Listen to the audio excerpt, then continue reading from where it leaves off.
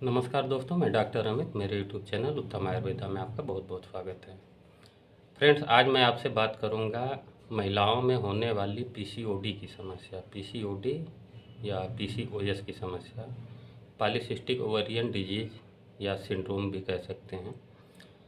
इसमें क्या होता है कि ओवरी में बहुत सी गांठें बन जाती हैं, सिस्ट या फाइब्राइड बन जाते हैं और ये तरह तरह की परेशानियां पैदा करते हैं। पहली बात तो प्रेगनेंसी में, और दूसरी चीज़ ये है कि जो मेंस्ट्रुअल साइकिल होता है, मासिक चक्र जो होता है, उसमें ये दिक्कतें पैदा करते हैं। ये एक तरह की जो हार्मोनल इम्बैलेंस डिजीज है। जब स्त्रियों में जो फीमेल हार्मोन हैं वो जब डिस्टर्ब हो जाते हैं तब ये समस्याएं ज़्यादा होती हैं। और दूसरा सबसे बड़ी चीज़ है कि आज का खान पान और जीवन शैली जो है, खान पान में भी हम जंक फूड यूज कर रहे हैं, और जंक फूड में जो हैं प्रिजर्वेटिव जो हैं ये ज़्यादा यूज होते हैं, तो वो चीज़ें भी हार्मोन को डिस्टर्ब करती हैं।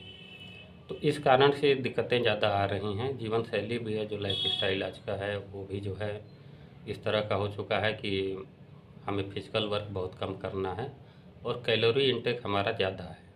तो इस वजह से भी ये सब कारण होते हैं कि ये दिक्कतें आती हैं। सबसे बड़ी चीज़ है कि समाधान क्या है। देखिए, साधारण दवाएं तो बहुत से लोग बताते हैं। कोई कहता है कि मुलैठी खा लो, कोई कहता है कि सिनेमन यानी जो दालचीनी होती है उसका पानी पियो। लोग दो चार चीज़ें, जो नेचुरोपैथ के लोग हैं, दो चार चीज़ें बता देते हैं कि इनको उबाल करके काढ़ा बना के पीजिए। सिम्टम में ये थोड़ी राहत तो देते हैं, ये तो बात सही है, लेकिन पूरी तरह से ट्रीट नहीं करते हैं। इसका पूरी तरह का ट्रीटमेंट करने के लिए सबसे ज़रूरी है कि इनका परफेक्टली जो है मेडिसिन से इलाज किया जाए। एलोपैथ की जो मेडिसिन हैं वो हार्मोन बेस होती हैं, तो वो काफ़ी टेस्टेड भी होती हैं, लेकिन कुछ साइड इफ़ेक्ट देखे जाते हैं, तो कुछ समय बाद वो दवाएं जो है मार्केट में बंद हो जाती हैं। मार्केट से वो दवाएं गायब हो गई, फिर नई दवाएं उसकी जगह पे चलती हैं। तो ये प्रोसेस चलती रहती है, लेकिन अभी पूरी तरह से सेटिस्फैक्ट्री रिजल्ट जो है एलोपैथ में भी नहीं मिला है। आयुर्वेद इसका क्या समाधान बताता है? देखिए, आयुर्वेद इसका दो समाधान बताता है। पहली बात तो जो लाइफस्टाइल ख़राब है उसको आपको सही करना होगा। दूसरी चीज़, जो हार्मोनल डिसबैलेंस है उसको आपको दवाओं के माध्यम से और लाइफस्टाइल, इन दोनों से ठीक करना होगा। महिलाओं में जो हार्मोन का इम्बैलेंस होता है उसमें क्या होता है कि बहुत से न्यूट्रिएंट की कमी की वजह से भी ऐसा होता है। किसी में आयरन की कमी है, किसी में जिंक की कमी है, किसी में जो है क्या होता है कि अगर शरीर में गांठें गिल्टियाँ होती हैं तो जो माइक्रो न्यूट्रिएंट है कापर, इसकी भी कमी की वजह से होता है। तो जो भी इंग्रेडिएंट चाहिए, जो भी कंपोनेंट चाहिए हमें हार्मोन के प्रोडक्शन के लिए, उसकी जब कमी होती है तो भी ये दिक्कत आती है। आयुर्वेद इसके लिए बहुत अच्छा सुझाव देता है कि जो बीमारी हो चुकी है उसका भी ट्रीटमेंट हो, जैसे जो गांठ या ट्यूमर बन चुके हैं उसका भी ट्रीटमेंट हो। साथ ही साथ जो हैं, जो लाइफस्टाइल बिगड़ चुकी है, जो डिसबैलेंस आ चुके हैं, उनको भी सही किया जाए। किसी तरह की अगर कमी है, किसी एलिमेंट की कमी है शरीर में, तो उस एलिमेंट को भी ठीक किया जाए। तो इसके लिए अब तक का जो सबसे अच्छा फार्मूला जो मेरे अनुभव में आया है, वो आप आसानी से घर पे तैयार कर सकते हैं, या चाहे तो मंगा भी सकते हैं। तो उस फार्मूले को चाहे आप नोट कर लें। आपको क्या करना है कि गोखरू लेना है। गोखरू पाउडर 100 ग्राम, साफ़ सुथरा गोखरू धुल करके सुखा करके उसका पाउडर बना लें, और उस पाउडर को अच्छी तरह से फाइन छान लें। आयुर्वेद में तो कपड़छन चूर्ण लिखा है, लेकिन किसी अच्छे जो है छलनी से या जाली से उसको मेज से बढ़िया से छान लें। 100 ग्राम का जो है गोखरू चूर्ण, और 100 ग्राम शतावरी,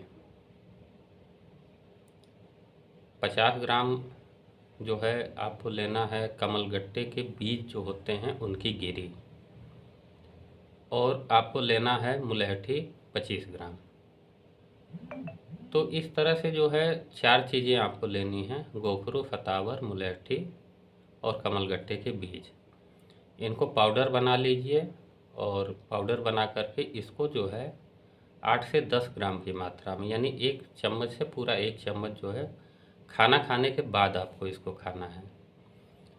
लेकिन इससे पहले भी एक चीज़ लेनी है। क्या करना है कि आपको जो है लौह भस्म जो है 10 ग्राम आप ले लीजिए, और जो है ताम्र भस्म 2 ग्राम ले लीजिए, और 100 mg आप ले लीजिए स्वर्ण भस्म। 10 ग्राम लौह भस्म, 2 ग्राम ताम्र भस्म, और 100 mg जो है आप स्वर्ण भस्म ले लीजिए। इनको तीनों भस्मों को भी मिला दीजिए। इसको मिला करके इसमें से 500 mg की मात्रा, लौह भस्म की अधिकतम मात्रा 500 mg है, तो 250 से 500 mg की मात्रा जो है आप क्या करिए कि 250 mg की आप पुड़िया बना लीजिए। खाना खाने के बाद पहले इन भस्मों को खाइए शहद से या दूध की मलाई से।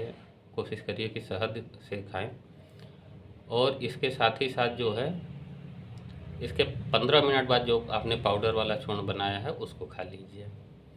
धीरे धीरे ये चीज़ें जो हैं, जो भी यूरोजेनिटल डिसऑर्डर होते हैं उनको सही करती हैं।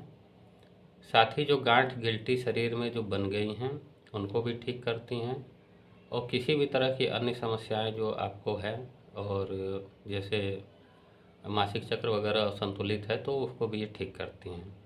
मासिक चक्र जो है उसका असंतुलन यानी इम्बैलेंस ज़्यादा है, बहुत लेट पीरियड आता है या एब्सेंट है, तो ऐसी स्थिति में एक काम और कर सकते हैं। आप जो है भोजन के बाद जो है अशोकारिष्ट भी आप ले सकते हैं।